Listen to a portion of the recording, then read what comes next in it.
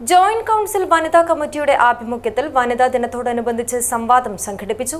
മഹിളാ സംഘം ദേശീയ കൗൺസിൽ അംഗം പി ഭാർഗവി ഉദ്ഘാടനം ചെയ്തു.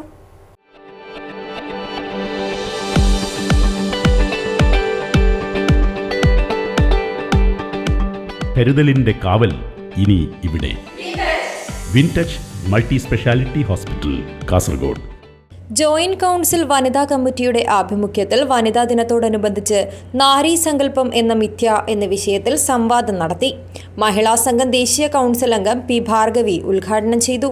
പണ്ട് മനുസ്മൃതിയിൽ പറഞ്ഞതുപോലെ പിതോ രക്ഷതി കൗമാരെ പുത്രോ രക്ഷതി വാർദ്ധക്യ ഭർത്തോ രക്ഷതി യൗവനെ ന സ്ത്രീ സ്വാതന്ത്ര്യം അർഹതി.